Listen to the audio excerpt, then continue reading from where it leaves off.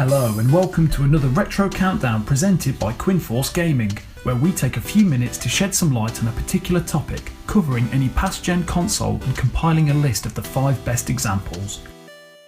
Our rankings take into account game sales along with both critical and public reception, so sit back and enjoy today's top 5, focusing on video game sequels.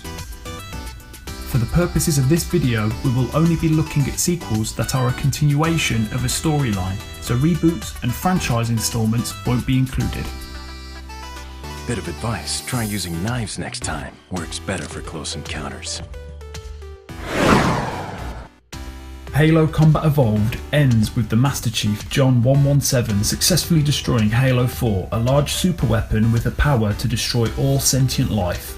In the aftermath, Halo 2 starts with 2 opposing subplots: the trial of Thel 'Vadam, a Covenant elite who is stripped of his rank and branded a heretic for failing to stop the humans in destroying Halo 4. Meanwhile, on Earth, Master Chief and Sergeant Avery Johnsons are commended for their actions at Halo 4 and the success of its destruction. This introduces gamers to the 2 controllable protagonists in the game and also sets an emotional through line for the events in the Halo story. Drawn quite a crowd. If they came to hear me beg, they will be disappointed. As the plot progresses, the 2 warring races discover Halo 5, and our 2 protagonists meet Gravemind on its surface, the leader of the Flood population that occupy it.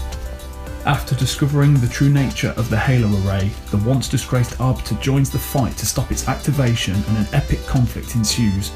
Halo 2 took the gameplay from its predecessor and multiplied it by 10, adding new varying weapons and an immersive plot that drew gamers in. It also set the bar nicely for the next instalment in its franchise.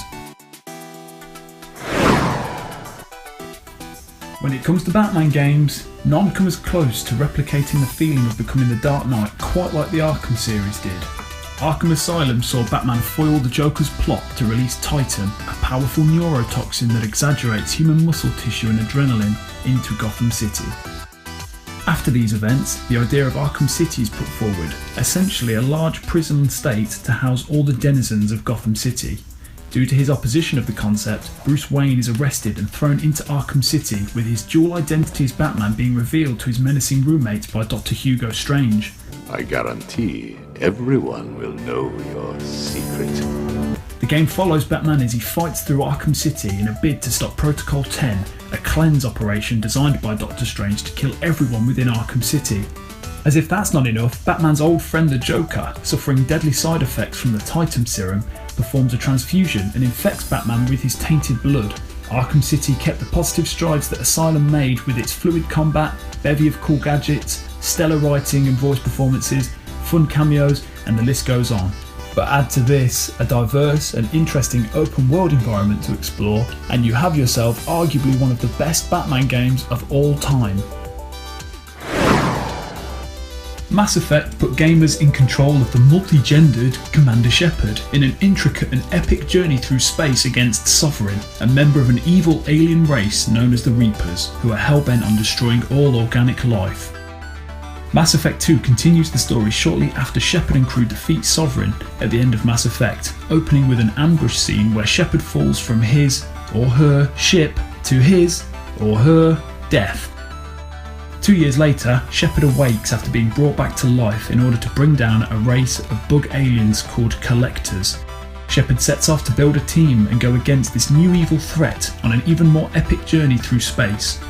Gamers who played through the first Mass Effect are treated to old friends making appearances. Garrus, what are you doing here?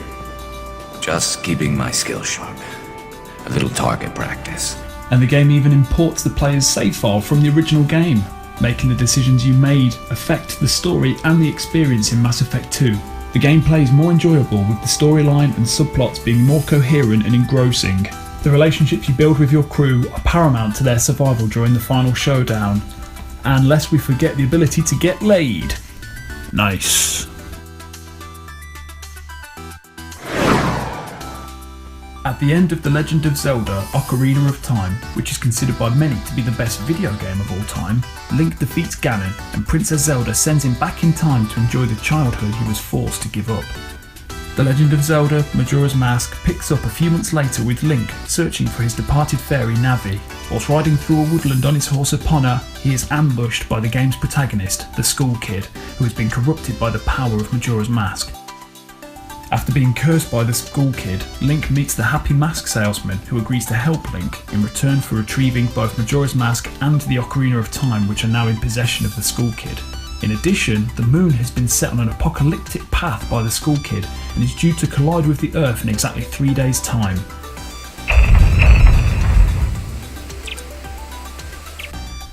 The game follows Link in his efforts to save Termina, nay, the world, and go against the Skull Kid in a heartbreaking race against the clock. The game's rich, original story can be enjoyed by fans of the franchise and newcomers alike, a worthy successor to the Ocarina of Time. In Half-Life 1, goatee-wearing mute Gordon Freeman fought his way through the Black Mesa facility in alien world Zen after an experiment goes terribly wrong. At the conclusion of the episode and Freeman's successful defeat of the Zen creatures, he is offered a job by the mysterious G-Man, and once he accepts, is placed into stasis awaiting an assignment. 20 years later, in Half-Life 2, Freeman is awoken and placed on a train arriving in City 17, where he finds himself teaming up with the Resistance against Dr. Breen and the Combined Forces. The game's story is complex, with memorable characters, outstanding set pieces, a variety of gameplay mechanics and enemies. The introduction of the gravity gun was revolutionary and would go on to influence the likes of Time Splitters and Dead Space. Half-Life 1 set the bar for shooter games for years to come. We never could have guessed that Valve would release such a worthy sequel, which proved even more influential than the first. Environments were diverse and expansive, and the game looked incredible for the time. What's more, the ending leaves absolutely no loose ends, so there is absolutely no need for a sequel. That's nice, right?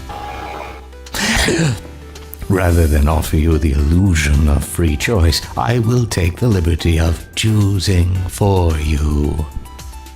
So what do you make of our list?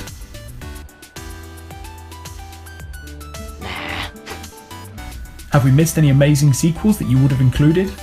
Would you rank them differently?